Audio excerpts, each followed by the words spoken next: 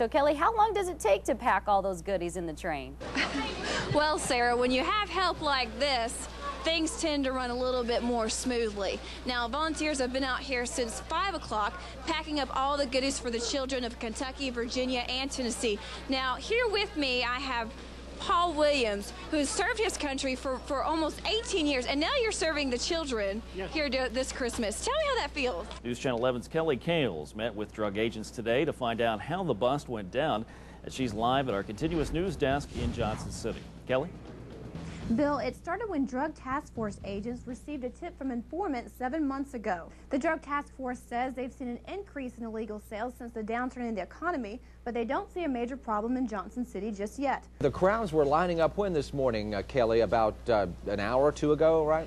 Oh my goodness, they were lining up and camping out, I hear, starting last night. And I hear that is the key strategy in getting here and getting the deals. Now, here with me, I have Lucretia Sanders. Now, Lucretia, what has been your strategy this morning? Well, first of all, I got up at 3 a.m. It has been a $5 million transformation facelift. If you can imagine, this building is 106 years old. So, I mean, it's been through a lot. And how long have you been here, Amelia? 30 years. 30 years. Yes. Now, how long have you been waiting in line here? 30 years. It feels that way, huh? Yes, since Friday noon. Friday at noon. Now, I want to say that she is the first person in line here this morning. And show us your balloon here. My balloon says I'm in line for retirement. So how do you feel about this? How do you feel about being out here this morning? I feel great. We heal them and save their souls at the same time. Soles, heels, and just about every part of a shoe you can imagine. I'd like to see about getting these repaired, please. A lot of people repair stuff instead of buying new. Stripping, sanding, polishing, and nailing keeps Harold Joseph of Shoe Whiz Shoe Repair in Kingsport busy. You know, I'm working at least 16 hours a day trying to keep up with everything. His is another tale of a boom in the repair business during tough economic times. We've been getting a lot of customers saying, you know, I really can't afford to go out and buy new shoes. A year ago, Harold saw between 50 and 60 pairs of shoes a day. Now he's seeing between 75 and 100. Business has increased by at least 25 to 30%. It makes sense when the cost to repair is a much lower price tag than retail. Rick Dean knows that after recently having his 10-year-old boots repaired. Originally, they ran about $400. If I can get them fixed for about $10 or $15, I'd rather do that than buy a new pair. Rick, like many consumers, consider repairing old items a cost-effective way to deal with economic woes. Instead of go out and spend 10 to 20 times as much for something that you don't need when it can be fixed for anywhere from $5 to $20. And Harold has piles of sneakers and boots waiting to be fixed for even more miles of walking.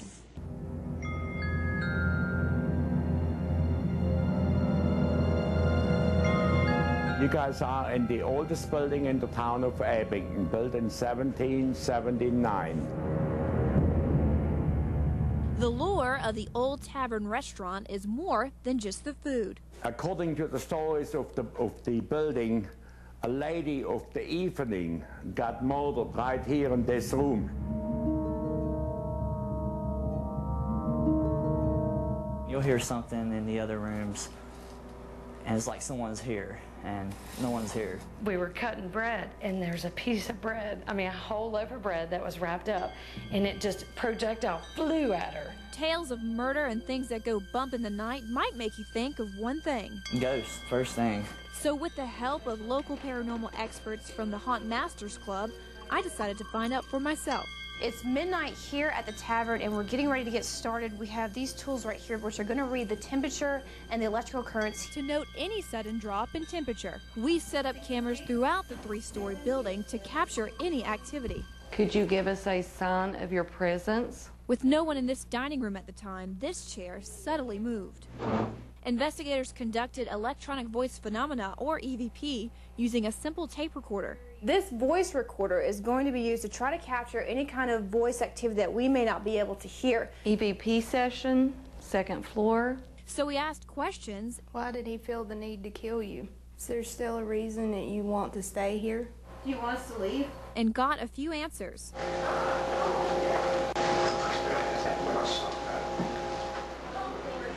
Real voices or overactive imaginations.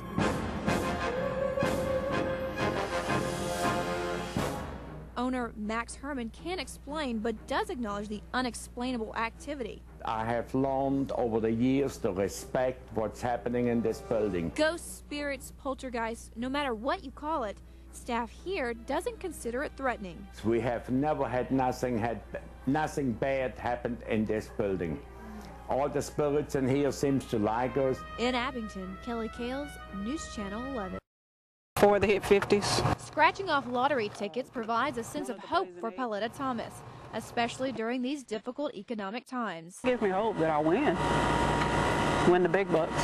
Her job isn't enough right now. I have to try to see if I can work extra hours at my job in order to make ends meet. So she goes to this mini mart hoping to scratch off a winning ticket. It's just lucky.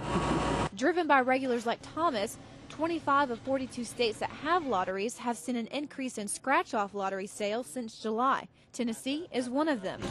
Part of the draw of these simple scratch tickets are they're cheap and you could end up a big winner. I have won $500 on a $2 ticket. More important, hope that maybe if they spend $1, they could win $1,000 or spend $2 and win $10,000. In Tennessee, sales of instant lottery games were up by $8 million at the end of the first fiscal quarter in October. Psychologist Nancy Lanthorn isn't surprised by the increase. If they perceive that they have less money, then they're more interested in buying a lottery ticket. She says the lottery plays no favorites, and that's attractive to anyone going through trying times. It's a level playing field. Everybody has an equal chance. As for Thomas, she's a winner this time. This one I won $10, and I got $2 on this one. She, along with other faithful scratchers, will be back another day for the big bucks. One more. Kelly Kales. I'm Kelly Kales. Kelly Kales.